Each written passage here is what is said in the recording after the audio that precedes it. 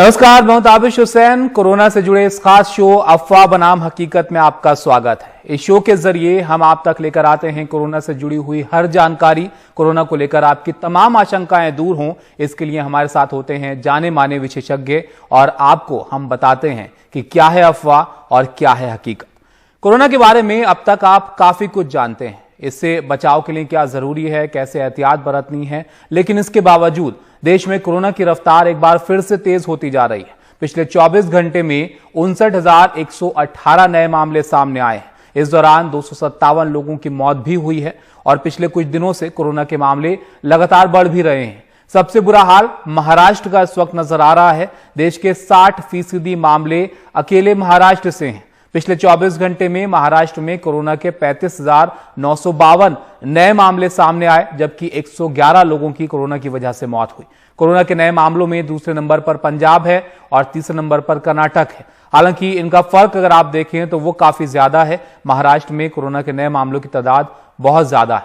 होली के पहले कई राज्यों ने अलग अलग तरह के प्रतिबंध भी लगाए हैं, लेकिन उनका असर फिलहाल होता हुआ यहां पर दिख नहीं रहा है, क्योंकि रोज आप देखिए कोरोना के मामलों की संख्या जो है वो बढ़ती जा रही है। 20 मार्च को जो 40,000 रोज के आ रहे थे मामले, वो अब आते आते 59,000 से ज्यादा पहुंच गए हैं। और जो मरने वाले हैं कोरोना से लोग, उनकी तादाद भी आप देखिए धीरे धीरे बढ़ रही है। जो पिछले कुछ महीनों में आपने देखा गिरावट यहां पर दिख रही थी इन आंकड़ों में, वो एक बार फिर से ग्राफ इसका बढ़ता चला जा रहा है। ये ऊपर की तरफ जा रहा है, जो कि काफी चिंता की बात है। खतरे की घंटी यहां पर बजा रहा है और इसको लेकर तमाम एहतियात भी उठाए जा रहे हैं, लेकिन इसका असर हो जल्द से जल्द, ये बहुत जरूरी है।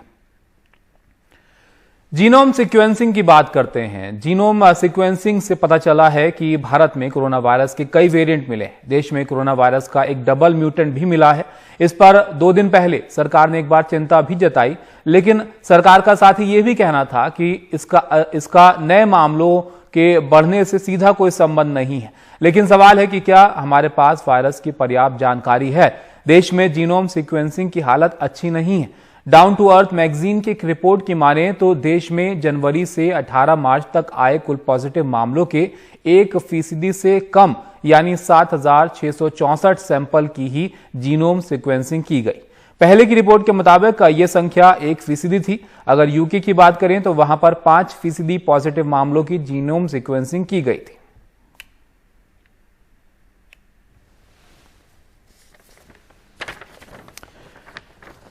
तो आपने देखा किस तरीके से कोरोना के मामले जो हैं वो बढ़ रहे हैं, जिसको लेकर अब जरूरी है कि इस पर अब जो है रोक लगाई जा सके, इसको बढ़ने से रोका जा सके, ताकि आप सुरक्षित रहें और इससे आप बच सकें।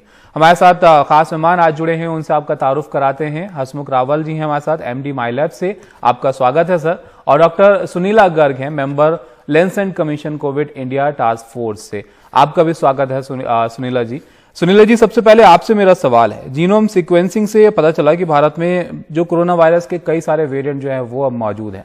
हम पिछले कुछ वक्त में अगर देखें तो रफ्तार लगातार बढ़ रही है, रोज ज्यादा और मामले आ रहे हैं पिछले दिन के मुकाबले। अब सवाल लोगों के मन में होगा कि क्या हम फिर से उसी स्थिति में जा रहे हैं जिससे हम गुजर चुके हैं? एक बार फिर से मामले बढ़ते चले जा रहे हैं तो अस्पतालों की तरफ लोगों को देखना पड़ेगा, या आपको लगता है कि थोड़े वक्त की बात है, फिर से स्थिति जो है वो काबू में हो सकती है?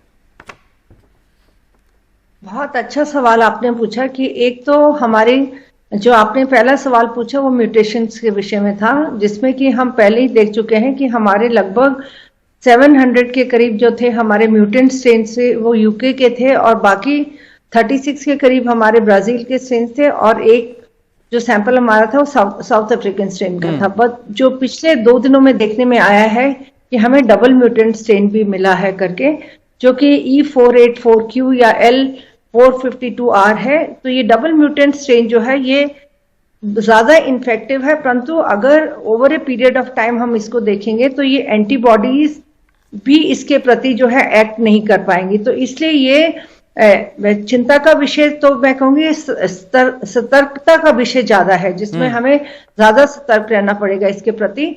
और दूसरा, जैसे कि आपने बताया कि नंबर ऑफ केसेस हमारे बढ़ते ही चले जा रहे हैं, तो हमें फिर से वो हमारी जो पुरानी कंट्रोल करने की स्ट्रैटेजी थी, यानी कि माइक्रो कंटेनमेंट, जिसमें हम ट्रैकिंग, ट्रेसिंग और आइसोलेशन और ये सब कर रहे थे, ये सारा हमें माइक्रो कंटेनमेंट की जरूरत है। दूसरा, हमें वैक्सीन की पेस बहुत ज्यादा बढ़ाने की जरूरत है, क्योंकि हमारे केसेस जो लगातार बढ़ रहे हैं ये आज के दिन में वैक्सीन से इफेक्टिव है। तीसरा, कोविड अप्रोप्रिएट बिहेवियर को हमने बिल्कुल नहीं छोड़ना है। और चौथा, हमें जहां तक कि हमारी फिजिकल डिस्टेंसिंग है, हमें लगातार उसको बढ़ाना होगा। और ये केवल राज्य ही नहीं कर सकते, राज्य और जनता दोनों की सहयोग से हम ये कर पाएंगे। और आज की डेट में हमें अपनी जीनोमिक सीक्वेंसिंग को भी बढ़ाना पड़ेगा, जो कि अभी 5% से कम है। और हमें ये हर एक इंटरनेशनल पैसेंजर की तो जांच करनी है, परंतु आम जनता में भी जो 5% कम से कम जो पॉजिटिव हैं उनकी भी जांच हमें करनी है। तो इंडिया सार्स कोरोना वायरस 2 जो हमारा कंसोर्शियम है जीनोमिक्स का, जिसके अंतर्गत हमारे 10 टेस्टिंग सेंटर्स हैं, उनको लगातार इस पे विजिलेंट यानी कि वॉच बनाए रखनी होगी, ताकि हमारे कौन से जीनोमिक स्ट्रेन्स हैं वो हमारे एग्जिस्टिंग वैक्सीन जो भी इफेक्टिव है उनका भी कंटिन्यूअसली हमें वॉच रखना पड़ेगा इसके ऊपर। बिल्कुल। हसमुख जी, इससे जुड़ा हुआ सवाल आपसे मैं पूछना चाहूंगा। जीनोम सीक्वेंसिंग की हम बात कर रहे हैं, जिसको लेकर भी अब कई सारे सवाल हैं कि क्या पर्याप्त जानकारी हमारे पास वायरस की है, क्योंकि जैसे कि सुनीला जी बता रही थी कई सारे वेरिएंट्स अब मौजूद हैं भारत के अंदर कोरोना के। तो आपको लगता है कि जीनोम सीक्वेंसिंग को और बढ़ाना चाहिए हमें? 1% से भी कम जीनोम सीक्वेंसिंग हुई है पिछले कुछ वक्त में, अगर इस रिपोर्ट को हम माने, जो कि डाउन टू अर्थ मैगजीन की है, जबकि यूके में तो ये कई ज्यादा है हमसे। देखिए, मेरा मानना है कि जीनोम सीक्वेंसिंग हमें जरूरी है तब तक जब तक हमें पर्याप्त इंफॉर्मेशन चाहिए किस तरह के स्ट्रेन्स हमारे कंट्री में मौजूद है या आ रहे हैं। पर अगर मैं कहूंगा तो जो ये म्यूटेंट स्ट्रेन मिल रहे हैं ये नेचुरल प्रोसेस है, ये हम चाहे तो भी कंट्रोल नहीं कर सकते। जैसे अलग अलग वेरिएंट्स अलग अलग कंट्रीज में आए हैं, ये नेचुरली सिलेक्ट होते हैं वायरस में to be more harmful and वो खुद सर्वाइव हो पाए। तो हम इसे किसी भी हालत में कंट्रोल नहीं कर सकते, नंबर 1। नंबर 2, जीनोम सीक्वेंसिंग हमें इंफॉर्मेशन देगा कि किस तरह का नया म्यूटेंट है, अवेलेबल है नहीं है, कुछ और करंट स्ट्रेन में चेंज हुए या नहीं। पर ये करने के बाद भी अगर आप देखोगे तो जो हमारा ट्रीटमेंट है, जो हमारा डिजीज के तरफ देखने का नजरिया है, जो दवाई है या जो वैक्सीन है, इन चारों के एक्टिविटी पे कोई अलग फर्क नहीं पड़ेगा। हमें वही वेंटिलेशन या ऑक्सीजन बेस्ड ट्रीटमेंट रखने हैं, हमें वही रेमडेसिविर या ड्रग्स सुविधाएं उपलब्ध करानी है। तो जब तक कोई म्यूटेशन स्पेसिफिक ट्रीटमेंट या इलाज या प्रोटेक्शन अवेलेबल नहीं होता है, तब तक इन म्यूटेशंस को कंटिन्यू स्टडी करने से उतनी जानकारी हमें नहीं मिलेगी। इसके लिए पैरेलल रिसर्च भी उतना जरूरी है जो कह सके कि इस स्ट्रेन के लिए ये दवा इस कॉम्बिनेशन में सही है। लेकिन हसमुख जी, ये भी तो माना जा रहा है ना कि ये जो नए स्ट्रेन्स हैं ये ज्यादा तेजी से स्प्रेड होते हैं इससे पहले जो हमने कोरोना की रफ्तार देखी थी उसके मुकाबले, और इसके बाद भी ये कहा गया जब ये नए स्ट्रेन्स मिले तो रफ्तार जो है वो तेज हो गई और ज्यादा कंट्रीज में, और हमारे यहाँ भी अब दिख रहा है ये जरूर। और इसके लिए हमें जो जीनोम सीक्वेंसिंग आप कह रहे हो ये काफी टाइम लेने वाला काम है। हमें चाहिए रैपिड टेस्ट जो जल्दी से अलग अलग जगह पे हम टेस्ट कर पाए और इसको ढूंढ पाए और हम क्वारंटाइन कर पाए। जीनोम डेटा उसका सिर्फ हमें इंफॉर्मेशन देगा इस एरिया में किस तरह का वायरस है जो घूम रहा है, पर दवा, उसका इलाज या वैक्सीन, ये इसमें से कुछ भी चेंज नहीं होगा। हमें उसी तरह से उसको मेंटेन करना है। इनफैक्ट हमें स्ट्रिंजेंट सोशल प्रैक्टिसेस मेंटेन करनी चाहिए। तो जानकारी जरूरी है कि किस तरीके का वायरस है उसको लेकर, लेकिन एहतियात भी बहुत जरूरी है। अगर आपको लगता है कहीं पे आपके अंदर वायरस है तो आपको टेस्ट कराना चाहिए, और जो जरूरी एहतियात है वो तो आपको बरतने ही चाहिए। हसमुख रावल, आपका शुक्रिया हमारे साथ जुड़ने के लिए। सुनीला जी, आपके पास आएंगे, एक छोटे से ब्रेक के लिए यहाँ पर रुकते हैं। ब्रेक के बाद सवाल जवाब भी लेंगे आपके जो कि आप पूछना चाहते हैं कोरोना से जुड़े हुए। एक छोटे से ब्रेक के लिए रुकते हैं।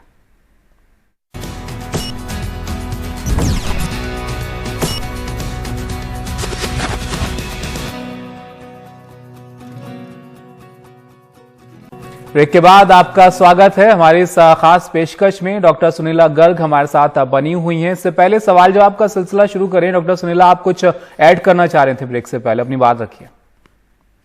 या मैं ये ऐड करना चाह रही थी कि वायरस पे वॉच रखना इसलिए जरूरी है क्योंकि जो हमारा वैक्सीन आज हमारा इफेक्टिव है वो जरूरी नहीं है कि कल भी इफेक्टिव रहे। इसलिए हमें ज्यादा से ज्यादा वैक्सीनेशन को करना पड़ेगा ताकि हम लोग इस डिजीज को, बढ़ते हुए डिजीज को हम कंट्रोल कर सकें। साथ ही साथ मैंने जो कि पहले भी बोला था, कोविड अप्रोप्रिएट बिहेवियर और माइक्रो कंटेनमेंट जोन्स को बनाने की और मॉनिटर करने की बहुत जरूरत है, जो कि हम पहले भी कर रहे थे, क्योंकि कांटेक्ट ट्रेसिंग भी बहुत इंपॉर्टेंट मुद्दा है। तो बिल्कुल, और इसमें जहां तक कि हम जेनेटिक्स जी जहां तक मैं जेनेटिक सीक्वेंसिंग की बात कर रही थी कि जीनोमिक कंसोर्शियम हमारा ऑलरेडी बना हुआ है, तो 5% ऑफ पॉजिटिव जो हमारी की लोकल कम्युनिटी में होते हैं उनका भी टेस्टिंग बहुत जरूरी है टाइमली, ताकि हमें वेरिएंट स्ट्रेन्स का पता चल सके। क्योंकि आज के दिन में हो सकता है कि कल को दवाइयों को भी हमें, आज हम यही कह रहे हैं कि दवाइयां असरदार हैं, परंतु वॉच करने से हमें पता चलेगा, क्योंकि ये साइंस है। तो साइंस में हमें जरूर एवरीडे निगरानी रखनी पड़ेगी, चाहे वो वैक्सीनेशन है, चाहे वो दवाई है।